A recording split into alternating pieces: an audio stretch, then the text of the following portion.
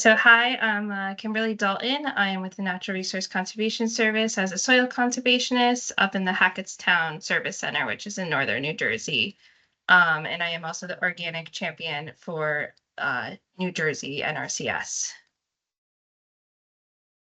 So tonight I'm just going to go over some basic information about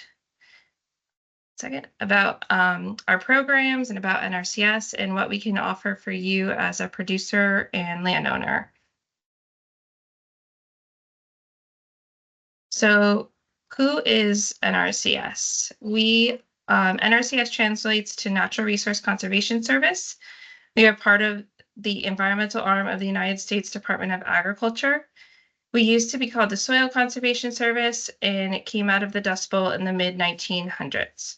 We work with private landowners and farmers to write conservation plans and put conservation in the ground. And we are a non-regulatory agency and is totally voluntary to work with us.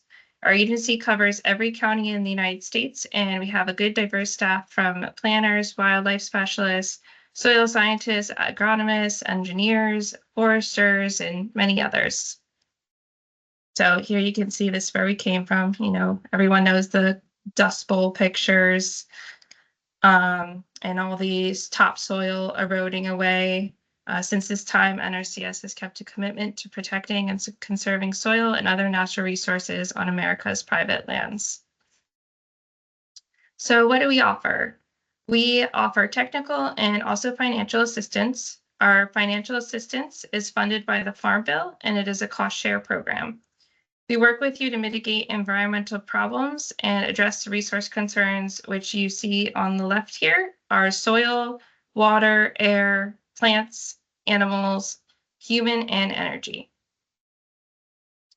We have many programs and all these fun acronyms, but today we're mostly going to focus on our main programs, and it is the job of the planner that you work with in the office to help find the best fitting opportunities for your projects.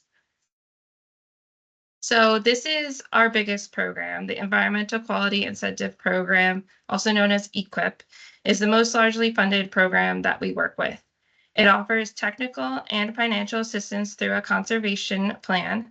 And through the program, we work to implement practices to address resources such as improving water and air quality, conserving ground and surface water, improving soil health and reducing erosion, and improving and creating wildlife habitat. Rather than taking land out of production, EQIP can help farmers maintain and improve production while conserving natural resources on working landscapes. So this is just like an image of where there was some erosion, and we could do like a grass waterway to help mitigate some of that erosion. So what lands are eligible for EQIP? Any land on which agricultural commodities, livestock, or forest-related products are produced is considered eligible land, organic or conventional. Land types include cropland, pasture land, non-industrial private forest land, and other farmlands like urban land. There's no minimum acreage requirement. However, EQIP is a competitive program and awards points based off of resource concerns addressed. So that's to take into account the amount of land you're addressing those concerns on. Who is eligible for EQIP? Applicants include individuals, legal entities, or joint operations that have control of the land and currently manage it for agricultural, forest, and livestock production. So public entities and like state cannot apply for the programs, but someone that's in control of state land would still have the ability to apply for our programs on that land. EQIP payments. There's a $450,000 Farm Bill payment limitation for EQIP. The goal of the payment is to provide 90% cost share for historically underserved farmers, which would be beginning farmers, veteran farmers, limited resource farmers, and socially disadvantaged farmers. Otherwise, anyone that does not qualify for HU would be getting a roughly 75% cost share on our practices. Payments are made as soon as practices are certified and they meet NRCS standards. Agricultural Management Assistance, AMA, is another one of our programs. AMA is available in New Jersey due to our low participation in crop insurance. This isn't available in every state. It's a pretty small fund pool traditionally. This program works very similar to EQIP in terms of practices we cover in eligible land. Some of the main differences is irrigation history requirement and also that there is a payment limitation of $50K per year. So AMA is great for those that might need to work on their irrigation systems but haven't been irrigating at all on their land. So just a little breakdown of EQIP versus AMA. The biggest difference that is that irrigation history, and then also something that wasn't mentioned in the slide before is EQIP is eligible for advanced payments for underserved producers, which the next slide goes into a little bit. So advanced payments, so for historically underserved producers, they can request up to 50% of contracted practices upfront. That money just has to be spent within 90 days of receiving it. So Conservation Stewardship Program is another one of our big programs in the state, also known as CSP. It is for producers who are passionate about conservation and environmental stewardship. CSP may provide many benefits, including increased crop productivity, decreased inputs, wildlife habitat improvements, and increased resilience to weather extremes. CSP also encourages the adoption of new technologies and management techniques. So in the picture on the slide is a pollinator planting. So that's something you could add to your operation through CSP to further enhance. But there's also a lot of other enhancements and management techniques that can be implemented as well through CSP. How does it work? So CSP offers annual payments for implementing these practices on your land and operating and maintaining existing conservation efforts. CSP contracts are for 5 years and have the potential to renew for another 5-year period once the first round is completed. There is a $200,000 Farm Bill payment limitation for this program, and it is a minimum payment of $4,000 per year through this program guaranteed. And same as EQIP, where any size land would be eligible for the program. So these are some top conservation practices in New Jersey. We've got cover crop, brush management that's usually implemented in a forested setting to combat invasive species, forest stand improvement, once again in the forested setting, our high tunnel systems, which are very popular. It's a very competitive fund pool for anyone that's interested in it. Tree and shrub establishments, so those would be tree plantings. This year we had a big initiative called the Tree Mortality Initiative that assisted producers in removing dead and dying hazardous trees and then replanting trees in place of them in hedgerows and along crop field edges. Sprinkler systems, irrigation pipeline, and prescribed burning are some of our other big practices. So this is just an example of a payment scenario. This is a real payment scenario based off of costs and EQIP rates from this year, 2024. The scenario doesn't include mainline costs. So this amount is the amount the producer paid for the center pivot to be installed. This was our payment rate, the $61.27 per square foot, and what we paid. So the producer's out-of-pocket cost ended up being $33,185. Our payments are based off of set payment rates. We don't work off of your receipts for projects. So, So depending on material cost, labor, etc., the out-of-pocket cost isn't always the same, and our payment rates are updated every year. So this is just a picture of what our conservation planning process looks like, the 9-step process going from identifying problems and opportunities, inventorying resources, implementing the plan, and evaluating the plan. We work through our programs to develop a conservation plan with you to implement practices. Developing a conservation plan is a process where NRCS combines your existing production methods with recommended conservation practices. And this helps you to best manage your property's unique natural resources while allowing to grow sustainability, productivity, and improve your natural resources. I'm just going to note that my power just started flickering, so I might disappear, but I'm going to keep on going. So what is a conservation plan? A conservation plan includes tools and resources customized specifically for each participant, all based on goals and resources.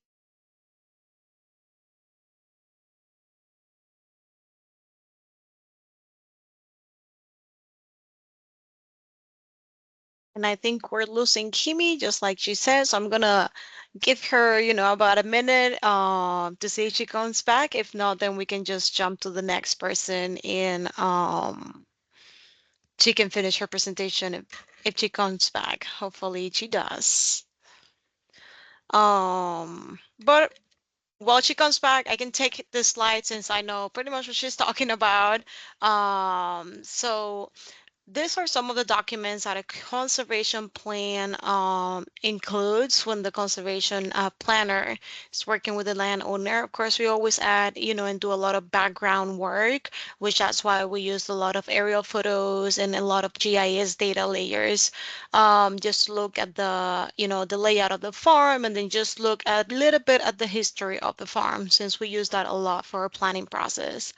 Soils are very important here. Sometimes we have to do soils investigations depending on the soils, or depending if certain practices are appropriate, for that specific soil on that specific farm. So that this is something that we always have and include. Of course, we're going to include in the conservation plan the schedule for applying these practices, a detailed schedule of them when they have to implement the practices. The information and implementation requirements are just the sheets that we have and use where we detail everything that the producer needs to do to implement, the practices that we are contracting. And this is regardless, we do this for technical assistance too. So not necessarily, you need to be funded through our programs to have a conservation plan. This is something that you can request and we provide it, for free. And we also provide you with a plan to operate and maintain the practice for the lifespan of the practice. So I don't know what's the next slide. So right now, if it's okay, Gabby, I will turn it over to you if you want to start your presentation now, and then when Kimmy comes back, we can just return to her slides. Does that sound good? Yes, that's fine. Can you hear me okay? Yep, I can hear you okay. All right. Let me see if I can get this started here.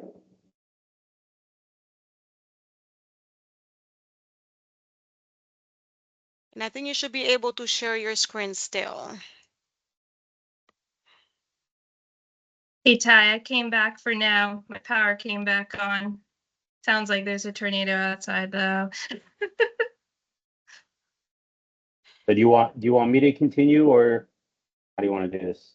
Well, Or Kimmy, I'm not really sure.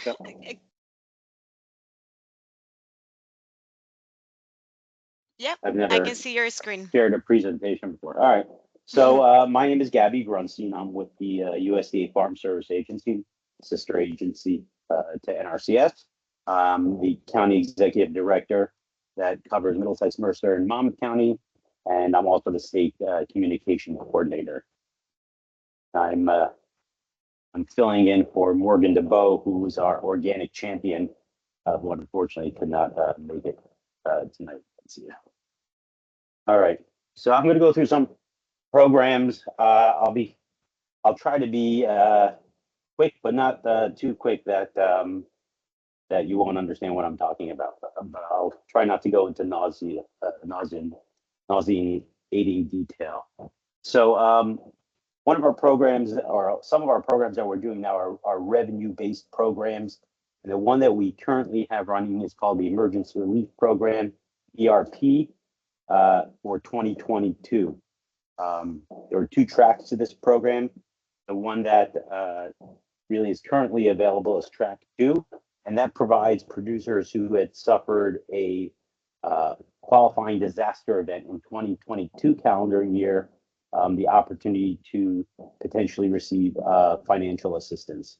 And what we're doing in this program is that we're comparing your actual 2022 revenue to a baseline year.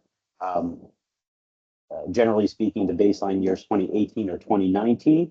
But if those years don't represent your operation anymore because it's changed, either it's grown or it's shrunk, or you weren't in business in 18 or 19, then you can also do a projected expected yield or expected revenue for 2022 as your comparison. And that goes to our committee. And if you're approved, you receive a payment. It's a bit of a complicated calculation that I'm not going to go through, but it is a helpful program if you've had revenue losses in 2022. Again, that was a result of a weather event. Now, it doesn't have to be that your entire loss was due to the qualifying event. For instance, I guess we had some folks that had losses in tomatoes due to heat and drought in 2022. They also had losses on their sweet corn, but it wasn't due to the eligible disaster. But the entire operation is being looked at, so that those losses, I guess, are incorporated as well. The big caveat in this program is that if you do receive a payment, you are required to purchase either crop insurance or NAP coverage, and I'll get into what NAP is a little bit later, but it's the Farm Service Agency version, I guess, of crop insurance. So you're gonna have to do that for 2 years for the crops that created the eligible qualifying disaster event. Moving on to disaster programs, we have several of them. It is something we spend a lot of time on, unfortunately. And the non-insured crop disaster assistance program is probably takes up a huge chunk of time, at least in our office. And that is our crop insurance type program. And the way crop insurance works is that it is underwritten by private insurance companies and then subsidized by the federal government. So they do not write policies for every crop in every county.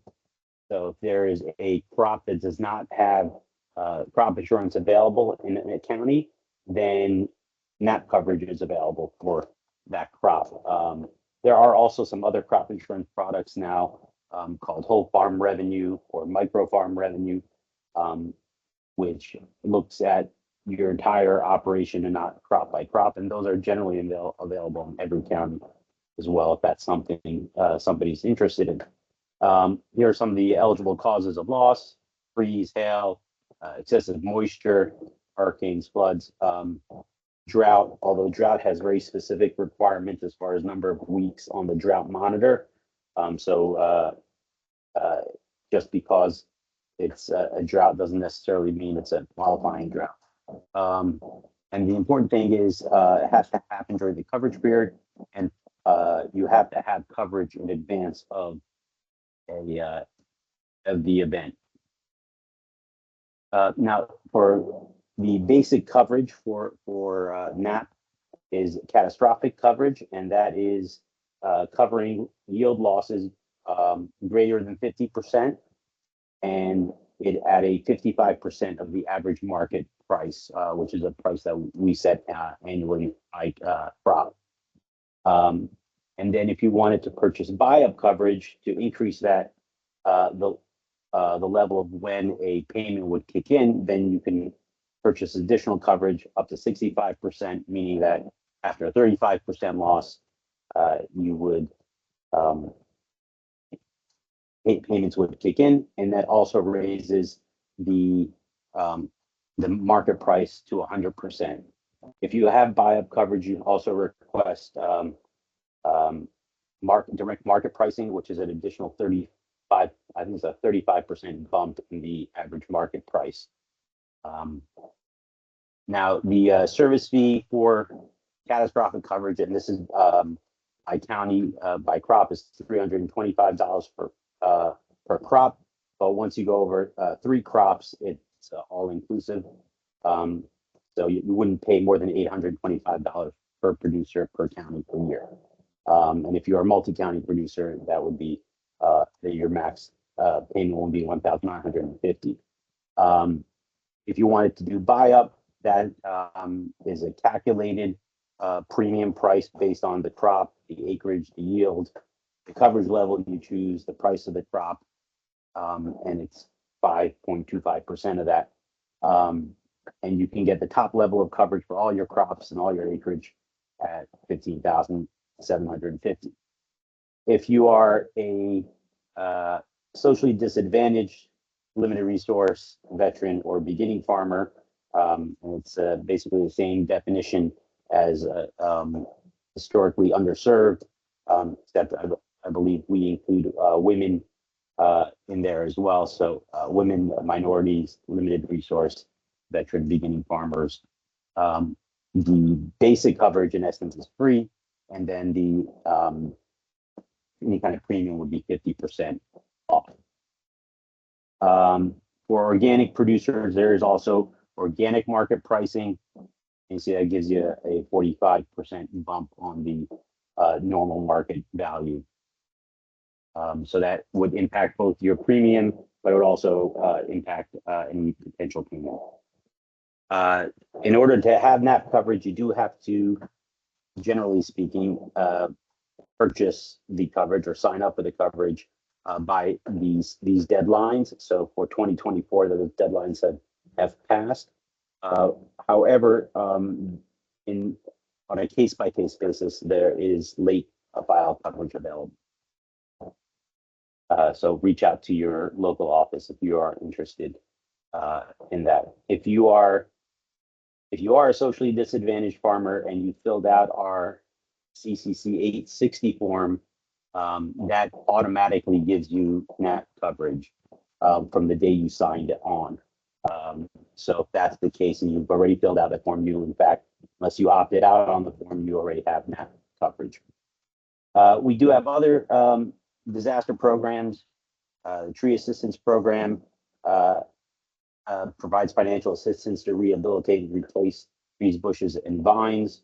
You have to report your losses within 30 days, and it would not be considered double dipping if, for instance, you had, let's say, apple trees and your apples were covered by the NAP program, and you lost the entire tree. You could get assistance for the apples through NAP or crop insurance, and then assistance on the trees themselves through the TAP program. And then we also have the Emergency Livestock Assistance Program. This provides assistance, again, for natural disasters to livestock, honeybees, and farm-raised fish. Most popular in New Jersey, I believe, is honeybee coverage, because it does cover colony collapse disorder. And it could include feed losses as well. So if your feed was wiped out due to a natural disaster, then that could be covered in this program as well. For organic producers specifically, and I believe we're going to be going into this in more detail in the later section, is the Organic Certification Cost Share Program, which reimburses producers and handlers of organic crops 75% of their certification costs to a maximum of $750. The deadline for 2024 is October 31st. It is the same program that is also run by the state of New Jersey. You cannot apply for both programs. It's one or the other. We also provide conservation programs at FSA that complement NRCS programs. I'll go through these as well. We have two programs, and they're basically run the same way. Emergency Conservation Program and the Emergency Forest Restoration Program helps rehabilitate cropland, conservation structures, or forest land back to pre-disaster conditions. For instance, we've been having tornadoes in New Jersey now, and so we've had several applications throughout the state for forest restoration for tornado damage, as well as farmland restoration, fencing. I remember back during Hurricane Irene, we had and Burlington County, we did a bunch of, we did dams and spillways for cranberry producers. And 75% cost share based on our cost, not actual costs. When it comes to clean up efforts, especially with trees, it tends to be quite costly. So just something to bear in mind. If it's not work you're going to do anyway, the money there is not going to get you close to 75% of the actual cost for tree removal. For other debris removal, that may not be the case. And if you meet a socially disadvantaged criteria, then that would be 90% of the cost. And I would say it's important not to start non-emergency cleanup before you talk to your local office, because that may disqualify you from the program. And generally, emergency work would be fixing fences for livestock or anything that imminently is harmful to human life. We also have our biggest conservation program is the Conservation Reserve Program, and it has several different forms, I guess. And it is a program where we pay farmers to take land out of production, and it provides a rental payment and cost share for the practices themselves. I guess the two basic types are general sign up and continuous sign up. General sign up is where you would take entire fields out of production and plant them into conserving use. It is a nationally ranked program, and there's a limited time sign up throughout the year. The grassland CRP program is similar to general sign up, except it focuses on grasslands for either wildlife and grazing. Doesn't pay for the establishment of grass, but it does pay a rental payment and then other practices that may be generally associated more with livestock operations. So you can continue to graze land, and we would pay for practices that go along with rotational grazing, interior fencing, watering facilities, things like that. Again, that is also limited as far as the annual sign up. In fact, it ends the 28th for this year, which is in 2 days. And it started on the 3rd, so it's less than a month for sign up, and it is ranked nationally. More popular in New Jersey is our continuous sign up CRP, which, as the name suggests, is a continuous sign up. So you can sign up for it throughout the year. There is no ranking. Basically, if you're eligible, and our NRCS was our technical service provider for most of these programs. If they say it's a needed practice and you're eligible, then you're in. We have a enhancement to that program, Conservation Reserve Enhancement Program, which focuses on 4 different practices: filter strips, riparian buffers,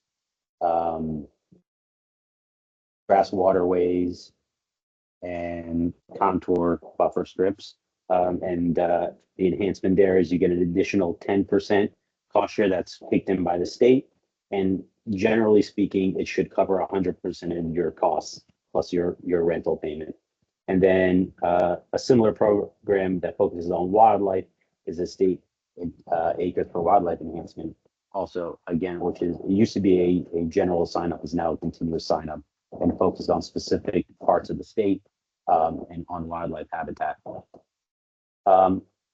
For price support, even though this is a loan program, a farm storage facility loan is one of our low interest loans to help producers install, improve, upgrade, rehabilitate storage and handling facilities and equipment.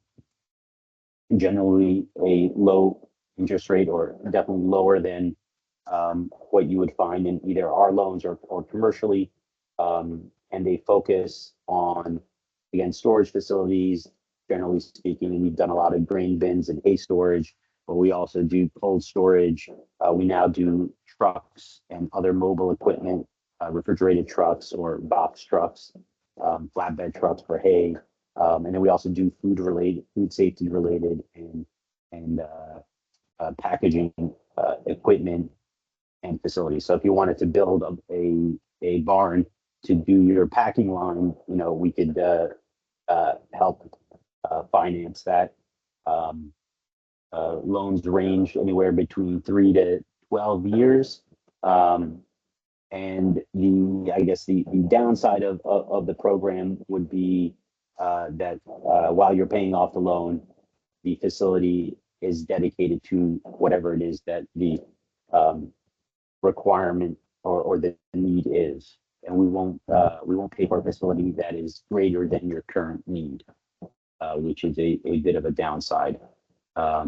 Once, of course, you pay it off, you're welcome to do with it as you please. I guess a good example of that is for hay storage. A lot of farmers want to have a multi-use facility, and while we create a multi-use facility, we can only loan on the hay storage side of it. You could store equipment in a facility like that, your tractors and wagons, but it would only be once the hay is sold and now there's room in that facility. Another big positive on this program is that you do not have to be turned down by a commercial lender, which is the case with our other farm loans, which I'll get into shortly. So some other details on the program: you can borrow up to $500,000. There is $100 application fee. For a regular farm storage facility loan, it's a 15% minimum down payment, meaning you're covering 15% of the total project. If you were to do a micro loan, as you see below, that limits you to $50,000, shorter terms, but also only having to have a down payment of 5%. A big thing that we do is farm loans, and depending on your needs, I'm not a farm loan officer or a loan person, but we do different types of loans for different situations, I guess. And I know we're about to make I believe we're going to have some announcements soon about refinancing options for our loans. So that's some good news. But we have two basic loan types. We have operating loans and we have ownership loans. Ownership loans are used to purchase farms or to make capital improvements. Each loan type also has a subsection, either direct loans, meaning we're giving you the money directly, limited to $600,000. And that would be at our interest rate, which is generally lower. Or a guaranteed loan, which means we're guaranteed the loan to a commercial lender. It increases the amount you can borrow at 1.7 million, but now you're using the commercial rate. And then we have farm operating loans, and those are lower, shorter term loans, generally get repaid at the end of the growing season. Really more about startup costs and things like that. It can also include living expenses. Here's some of our other types of loans. We do have youth loans, emergency loans, which are only available when there's an emergency, natural disaster declaration. Conservation loans, which would help pay for your upfront costs on a conservation project. And then we have loans for beginning and socially disadvantaged farmers, which is really very basically the same loans, but out of a different pool of money, so less likely to run out. We have 6 offices throughout the state. There are different county offices. And then finally, something that I created this year is a calendar. If you're interested in keeping up to date with our deadlines and programs, you can snap a picture of that QR code. I know if you have iCalendar, it'll, pretty easily just have to accept the calendar and it'll show up. And whenever there's a change in a deadline or a new deadline or a new program, I post it on there and it'll just show up on your phone or computer. It's slightly more complex on Android, but it will work on both. And that's all I've got. Thank you, Gabby, and thank you for stepping in tonight. Leilani, if you're ready, then we can just turn it over to you. Leilani is the TOPP program director, so she will be talking to us a little bit about what TOPP is and the Organic Transition Initiative. Yeah, great. I'm going to try to share my screen. Let's see. I don't know if you have my slides as well, though. Yeah, Maybe it's I can easier if you share post them because them. right now, it doesn't want to share. No, it's okay. I am gonna go ahead and share your screen. Give me 1 second. I have like 3 screens over here. Okay, I think I'm sharing now, so you should all be able to see it. Yes, great. Thank you. Yeah, and if you could just forward them. I don't think I can do that while you're sharing. So Devin says he can't unmute, by the way. How can you see that? Yep, I can see it. All right. Well, thank you for the introduction. So I'm Leilani Durand. I work for Pennsylvania Certified Organic. We're the lead organization for the Northeast region of the Transition to Organic Partnership Program, which is a USDA program to support farmers who are transitioning to organic. So next slide. Thanks. So the Organic Transition Initiative has 3 parts to it. So there's the NRCS part that we've been talking about already. There's pinpointed organic market development. So there are 93 organizations received grant funding to either support their processing capacity for organic products or to help with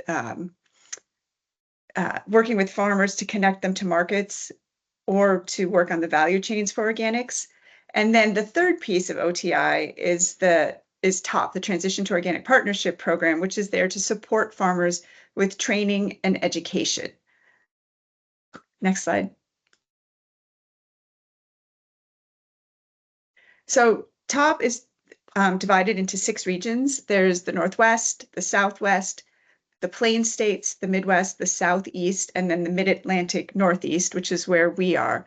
And TOPP is really centered around partnerships. So even though each region has one lead organization, we all work with a lot of partners. And in the Northeast region, we have 46 partner organizations that are working to implement the programs under TOPP, which are primarily helping to support farmers with education and resources on how to transition to organic.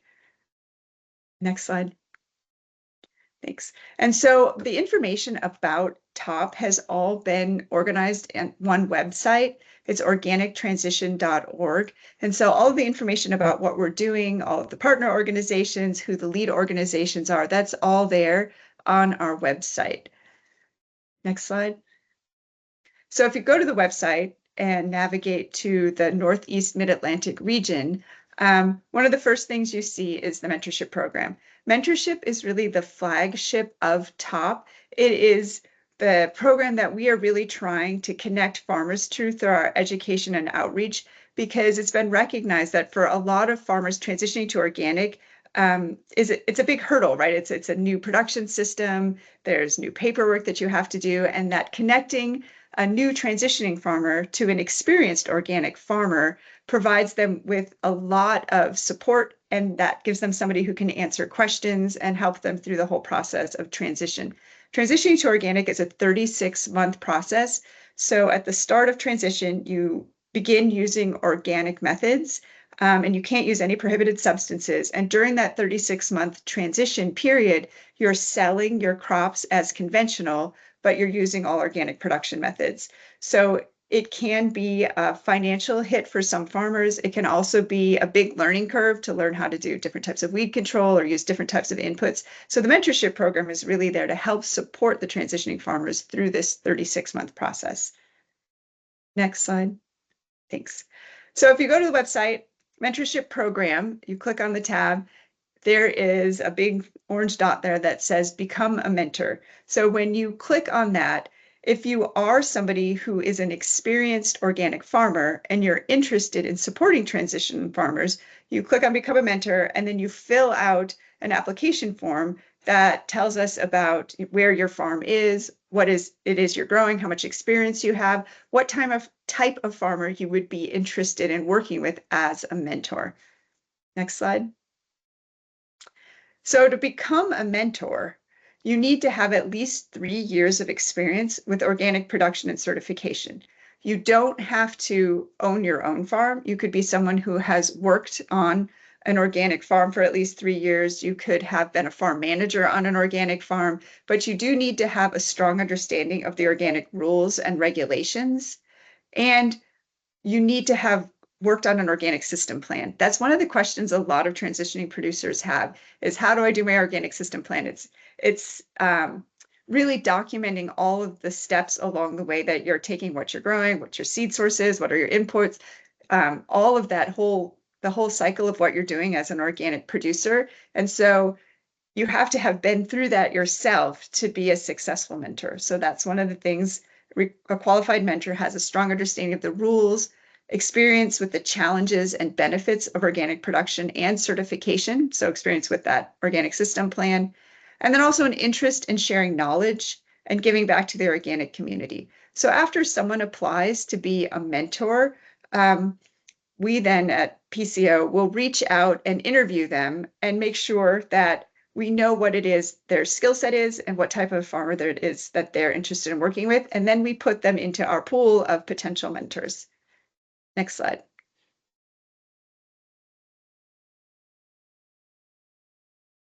Thanks. All right. And then we don't just throw the mentors out there on their own. We support them through training and guidance. So we have a 5-hour onboarding program that all mentors go through to help connect them to resources and to help prepare them to be working with a mentee and to prepare them with some answers to questions that we know are going to come up when they start working with their mentee. And these mentors are paid. It's a $3,000 stipend for each mentorship year. So that's the stipend for a mentor to work one-on-one with one transitioning producer. Some of our mentors are working with more than one transitioning producer. And when that happens, the stipend goes up. It depends on what the type of relationship is, if that's also a one-on-one. We have some mentors working with a group together in a group mentorship. And so there's an additional stipend for working with groups as well. In addition, multilingual mentors can be eligible for additional compensation. So if you're a Spanish language speaking transitioning producer and you want to be connected to a Spanish language speaking mentor, that mentor can receive additional funding for providing mentorship in a language other than English. Mentorship is open for applications year-round, so you can apply at any time, but we pair mentors and mentees twice a year. So we pair them in the late fall and around the November timeframe and early spring, late March to early April. And that's because we're trying to find time for that mentor and mentee to work together, to have some time they can set aside to get to know each other before the really busy time in the growing season starts. All right, and if you're a transitioning producer, you also go to the website, click apply to become a mentee, and there's an application form there where you tell us about yourself. Do you own land? Do you rent land? What is it you're interested in growing? How many acres do you have? What type of mentor would you like to be connected to? Next slide. And once you've applied to be a mentee, we will then call you and ask you some questions to figure out if we can find a really good match for you from our mentorship pool. A lot of our mentees are really interested in learning that one-on-one relationship with an experienced organic producer who's in a similar geographic area, who's growing similar crops or raising similar livestock. And for the most part, we've been really successful in finding good matches for mentors and mentees. Sometimes it can be difficult to find a match that fits all of our criteria. Like, for example, right now we have a mentor who's growing organic grapes for wine in Virginia, and we found a mentee further north in Pennsylvania who is interested in transitioning their grapes to organic production. That's similar production, but not really geographically close. So we always try to find the best match, but we know sometimes it won't be perfect, and then we talk to the mentees to make sure that that works for them. The mentorship is really designed around making sure we're supporting the mentee in the best way possible. And we check in with our mentees monthly to ensure that communication is going smoothly and that mentorship is working well. The mentees are also offered a $500 stipend to attend one event together with their mentor. So a winter meeting, a farm field day, something like that, where they can go together, be in person and have educational opportunities about organic. All right, next slide. Now, some of the people who apply to be a mentee aren't going to either find the right match of mentor or maybe aren't interested in that full year relationship with a mentor. In that case, we talk to them about different types of support they can receive. And one other type of support is one-on-one technical assistance. So some of our mentee applicants have opted to be linked to an organization that can provide them support. Primarily organic system plan work with some agronomic work. Most organizations won't be as specific to your type of production method, but they can offer you a lot of support on how to do your organic system plan with some additional support on production methods. So some of our mentees receive this technical assistance. And when you apply as a mentee, if you know that's primarily what you're interested in, you can note that on your application and we will work to find you a technical assistance provider that meets your needs. Next slide. So I'm going to share a few examples from the mentors and mentees that we're working with right now. Right now in the Northeast region, we've got 108 mentees paired with mentors, and we've got several dozen more that are working with technical assistance providers. Bread Tree Farm is an example of one of our mentees. This is a farm in New York State that used to be a dairy. They no longer have livestock on the farm, and they are converting their farm to organic chestnut production. So they're switching from pastures to tree plantings, and they wanted to be paired with a mentor who has experience in this type of production system. So we connected them with Hemlock Grove Farm, which is a certified organic orchard that produces apples and chestnuts. And so our mentee is in their first year of transition, working with their mentor. And this is a picture from the farm. And the mentorship's going really well. And so because transition's 3 years, they're interested in continuing that mentorship for another year. And so you do have that option as a mentee to continue working with that same mentor while you're still in transition to organic. And so this is an example of a farm that will be doing that. Next slide. In addition to working just one-on-one with mentees, we've also partnered with organizations to provide support for urban farms and urban producers. So we're working to increase accessibility to organic food and farming practices in urban communities. So this is a picture of a group of producers from an urban area in Massachusetts that are interested in transitioning some of their urban farms to organic and also interested in learning how better to connect with their buyers and let them know about the benefits of organic. So we provide this type of education and outreach. It's community building, right? It's a network of folks getting together to talk. We provide them with resources, and we're also supporting them as they're transitioning their farms to organic. Next, thanks. Another example of a mentee is Mystic Pine Farms. This is a farm in Virginia. Stephanie Miller used to work in corporate America and decided to come back to the land and bought a farm in Virginia where she's growing heirloom indigenous crops. She joined TOPP as a mentee this year and is being paired with a local organic farmer who is also producing similar crops. So in her case, she's really looking for a support not only on production methods, but also on markets. So she's growing organic popcorn and her mentor is as well, and is helping her to navigate that system of how you go from production in the field to a packaged product that's ready to be sold to consumers. All right, next slide. In addition to mentorship, the TOPP program also supports a lot of organizations that are doing events. So this is where our 46 partners largely come in. We're working with a lot of organizations, including the NOFAs in the Northeast, that have a lot of experience and connections with their local organic communities. And we provide funding for them to host events that provide education about organic production methods for farmers in their area. All right, next slide. Here's an example of one field day event we supported last year. This was in Pennsylvania.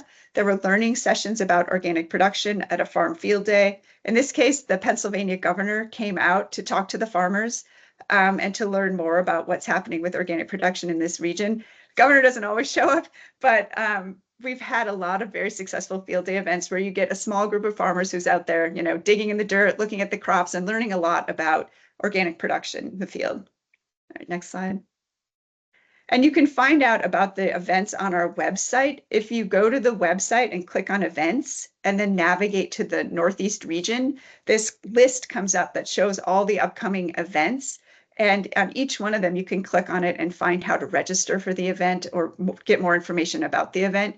These are just 5 events that are coming up in the next week or so, and they're all around the Northeast. There's a couple in Maine, a couple in Massachusetts, and then the one called Barnyard Banter. That's NOFA, New Hampshire, offering a call-in line where people can just call them up for this 1 hour they have every week where the phone lines are open. Any questions you have about your paperwork or production methods, they're there to answer them for you. All right, next slide.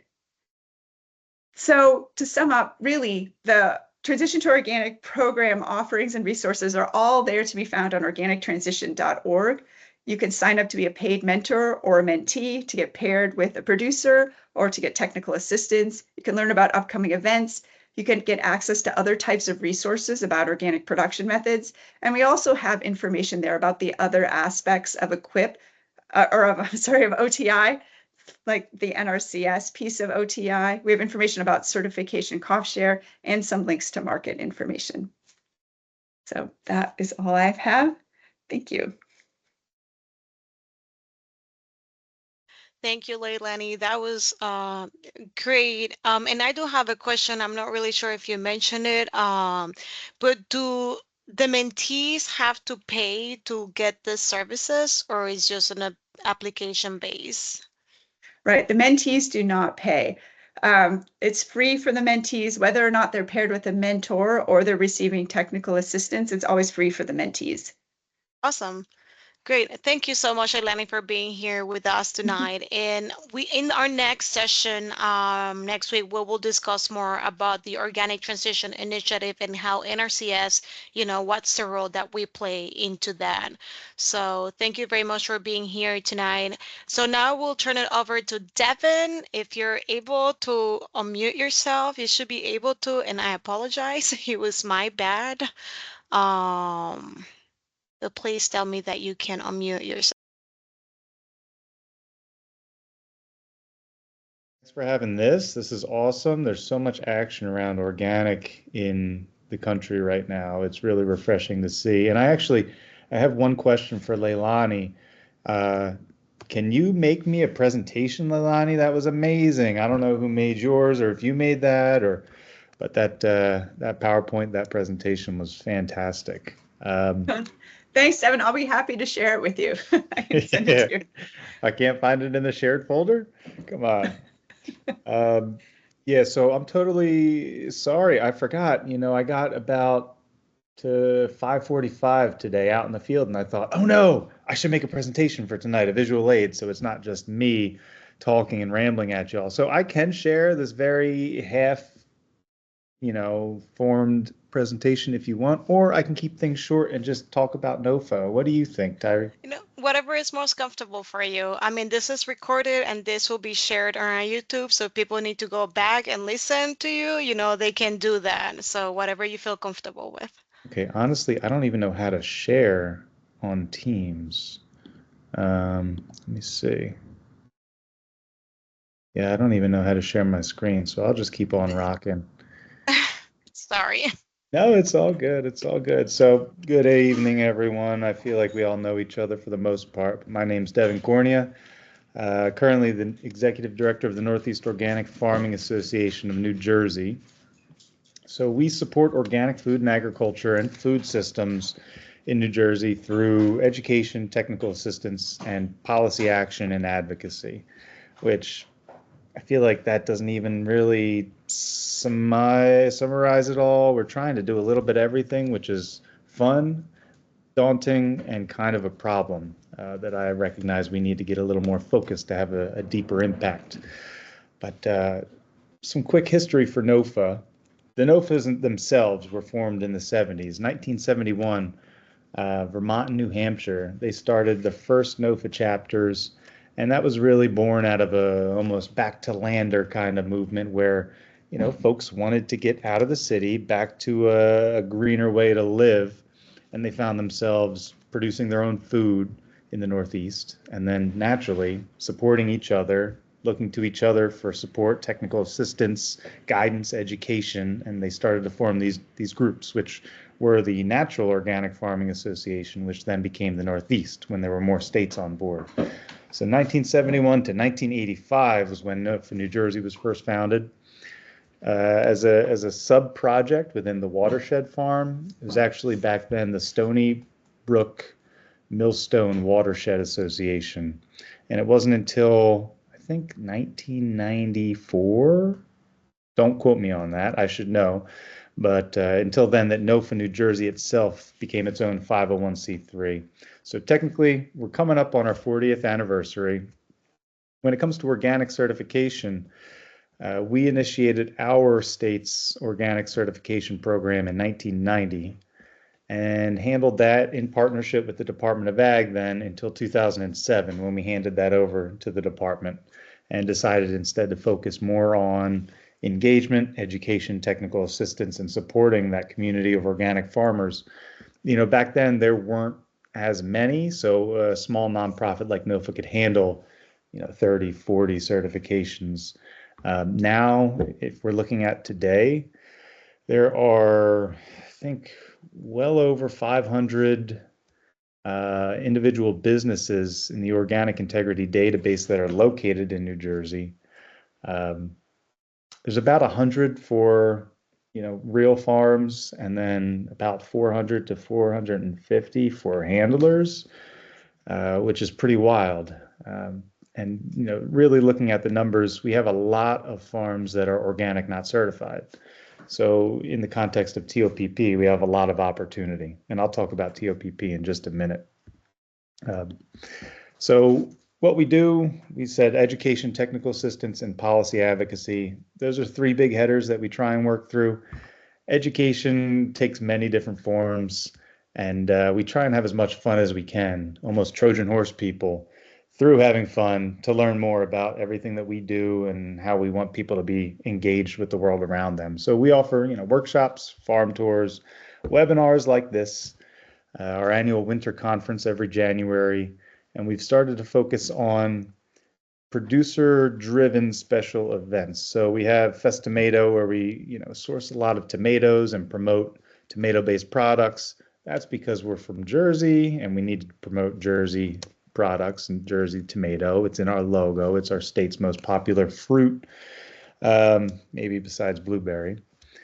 We started, the Mushroom Fest this past year, where we gathered all of the mushroom producers in the state that wanted to engage and connect and learn from each other, and we had a lot of fun.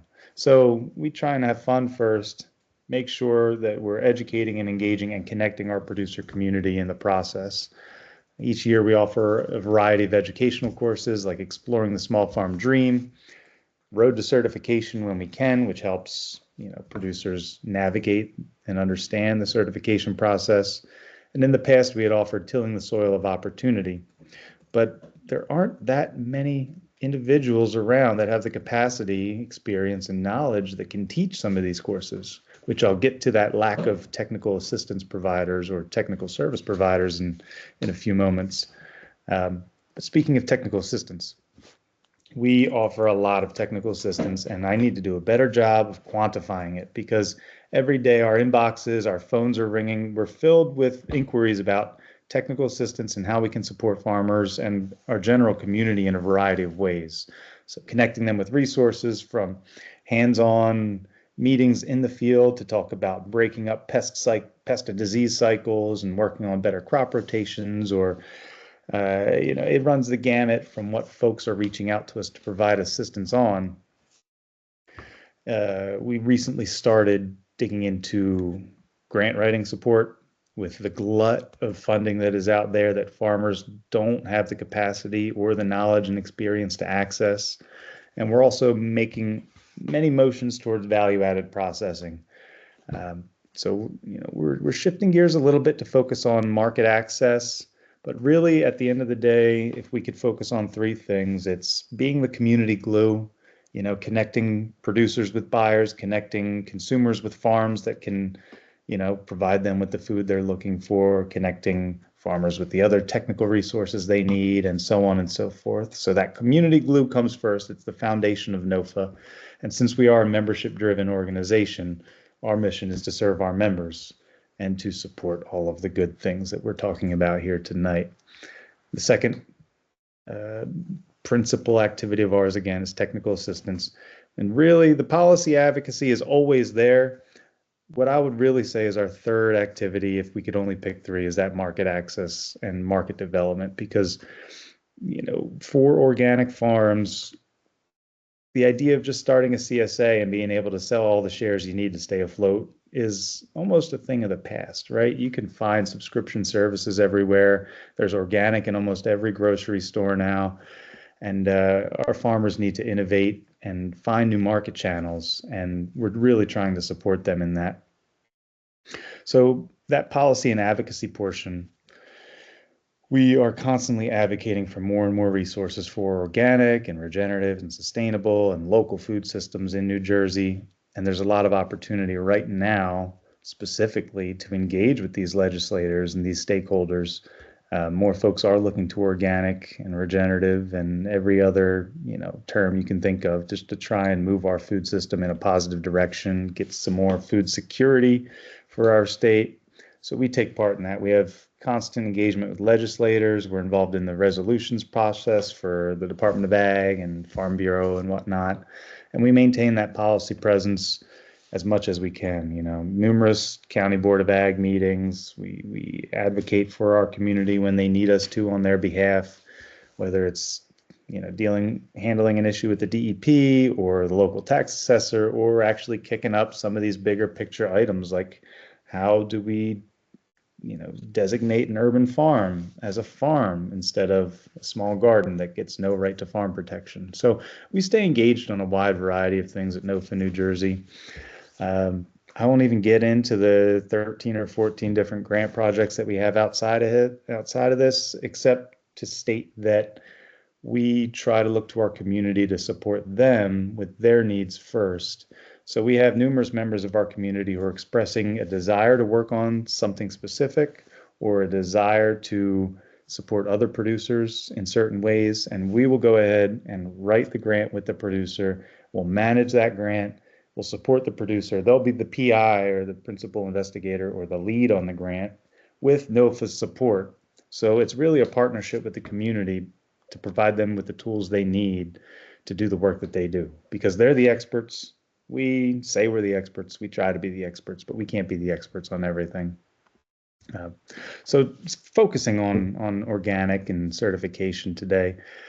I was talking with Leilani before this because I didn't want to steal her thunder, and I was expecting her to do such a great job with the TOPP presentation because it really is a wicked program. I'm so excited to be a part of it. It's been such a pleasure to work with PCO.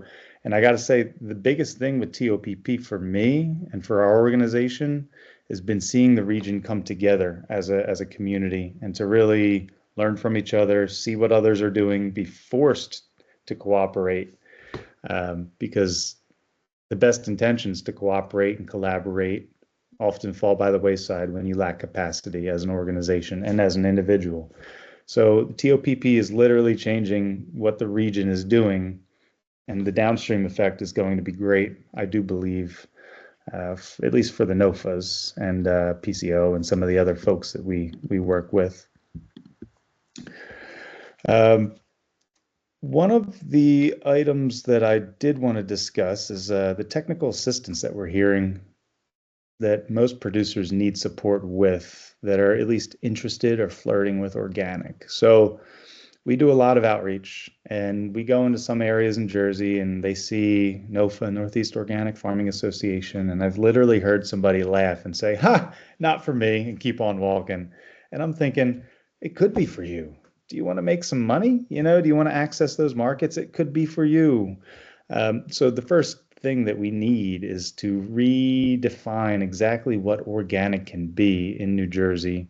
And that all comes from these community events that TOPP is allowed, that the OTI is allowing us to put on, you know, opening up our doors to engage the community, focusing on organic, which is what we've always done, but now specifically focusing on engaging the community that isn't already sold. We can't preach to the choir anymore. So we really need to get out there, pound the pavement, which we're doing, engaging folks on why they should consider organic, even if it's just 1 acre out of 500. You know, I was really excited this past May. We visited a farm in South Jersey, and I was blown away. I'm not going to name the farm. I don't want to implicate him, and I often put my foot in my mouth. So I'll just say it was a great farm, diversified vegetable farm in southern New Jersey, who runs a split operation. And he had a customer, he sells wholesale, he had a buyer who asked him to do 1 acre of annual herbs. He said, I'll try annual organic herbs. He said, okay, I'll try it. I'll find, you know, at least acreage near me that can be certified organic, that was, you know, fallow for a few years. So he found that acre, grew the herbs, made a big buck. So he expanded the next year to 2 acres, and then 3, and then 5, and I'm not sure how fast it went, but before you know it, his farm is a split operation where it's actually more economically sound for him to employ the organic practices and use the organic inputs on all the acreage. So he's running an entirely organic farm for the most part, because he sees the benefits to soil health. He sees the reduced input costs over time. His soil tests and his plants are proving this. And when he shows his soil test results to area farmers, they think that the conventional soil test result is the organic. And then he shows them the organic test result. And that is just the proof in the pudding. And more people need to see that. So I'm rambling a little bit here. If I could rattle off a few things that we're hearing from the producer community that they need support with, that we're trying to keep up with, but we need more capacity as a community to support them with: record keeping and establishing those organic systems. If they aren't already familiar with it, if they weren't brought up on an organic farm in terms of, you know, working or interning, or if they don't have any mentors, they haven't seen what these processes look like hands-on, and we need to demystify the process. We need to literally show them example OSPs and example record keeping systems, and they're out there, but which one do you choose? They're not always easy to find for some folks. Again, understanding and writing the OSP. Some folks, they find a little bit of gray space in the OSP. They're not really sure what the OSP is asking for. So getting that direct technical assistance and a mentor to help walk them through that OSP is fantastic. The organic system plan. Sorry, I know I should not rely on acronyms, but I feel like we all know what the OSP is here tonight. Finding suitable and affordable inputs that comply with NOP regulations and specific certifier regulations is a challenge. Suitable and affordable, right? We can find suitable. We can buy them, ship them from anywhere, but suitable and affordable. You know, localized production of inputs is a real challenge, and we need to wrap our minds and find a solution around that. You know, navigating certifier interpretations I have here written down. I get a lot of input from producers that say, my certifier says that I can't use this anymore, and I've been using this, and every other certifier I've asked says they could use this. You know, we get a lot of output, or a lot of input from producers about challenges with their certifier. What I typically find is that they haven't properly engaged their certifier. So I think that we also need to let them know that they're allowed to have a bigger relationship with their certifier, and that they should stay engaged with their certifier instead of just submitting an application, getting an inspection, and paying the fee. You know, having a relationship with the staff there can pay dividends in the long run and build that rapport. One other bit of technical assistance that I've seen a need for in Jersey is for aggregators who handle lots of different products. Even a lot of farms now, they're turning to aggregation. We can probably rattle off 5 just off the top of our heads here for those of us who are in New Jersey. But a lot of aggregators, a lot of farmers who want to maintain that organic certification need the guidance on everything they need to do to maintain and not commingle and whatnot. I'll rattle off a few challenges that I'm hearing from our community about certification itself. The upfront costs, obviously, are a challenge, especially for small and beginning producers. I would love to see the upfront costs either waived or subsidized, and for a small producer with really tight cash flow to not have to wait for OCCSP to come around, in the year following their certification expense. There's a huge lack of TA around this in Jersey. We have around 100 certified organic farms, and I'm sure many more that have been certified or have experience working for certified organic farms.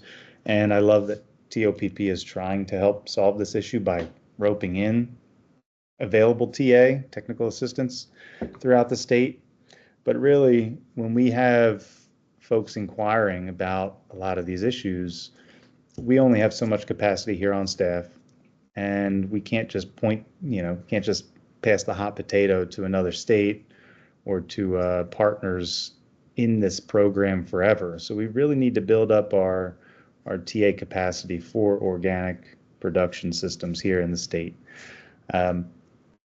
Another challenge for certification in Jersey is the regionality of it. There are a ton of certified organic and organic practicing farms clustered in central Jersey. I don't know if that's because of demographics and wealth and access to markets, or if it's because NOFA was born in central New Jersey. But either way, there's a severe lack of certified organic expertise and TA in southern New Jersey, and there are not many organic farms in the far northern part of the state, although it's growing. So we need to understand that we need to push out into some of these areas we haven't really been engaging. A lot of producers, as I mentioned earlier, are organic, not certified. They don't need the certification because they have an established market, and so they practice, but they don't get certified, which doesn't really help us in advocating for organic and advocating for more funding for certification support. So we need to convince these folks that it is still worth their while to certify because they're supporting the entire movement, the entire community, which isn't always easy to convince them of.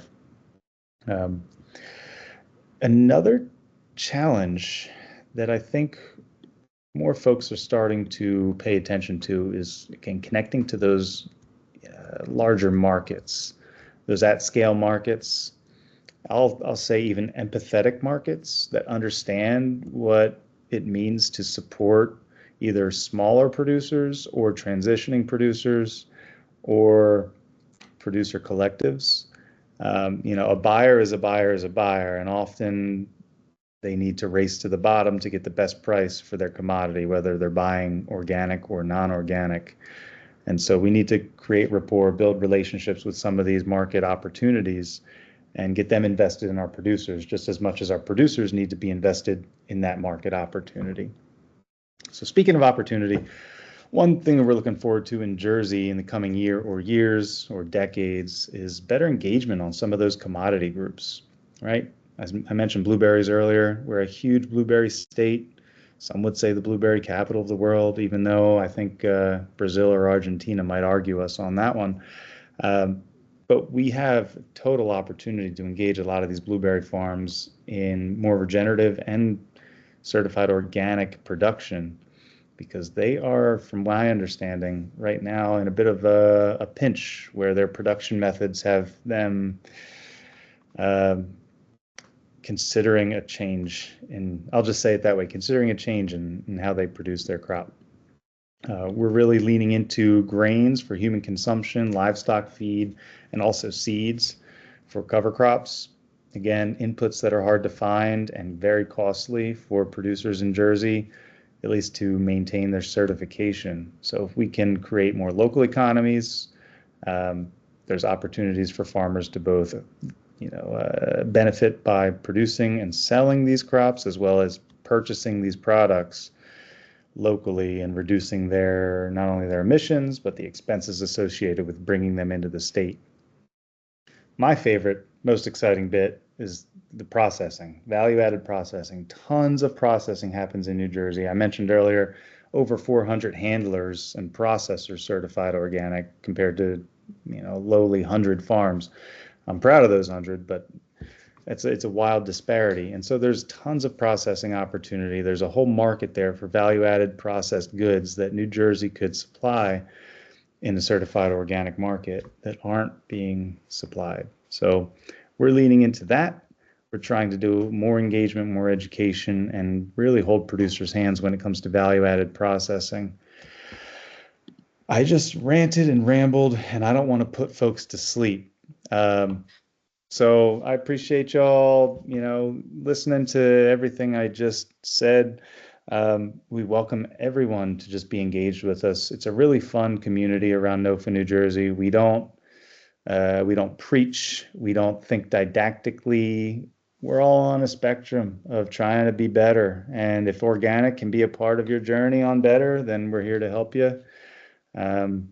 And lastly, but not least, organic is regenerative as it was originally meant to be. Organic is climate smart as it was originally meant to be. And it's only when organic is misleveraged or misconstrued do we lose the sight of that organic is inherently both regenerative, climate smart, meant to benefit local economies, meant to benefit soil health. I'll stop there. Thanks for having me.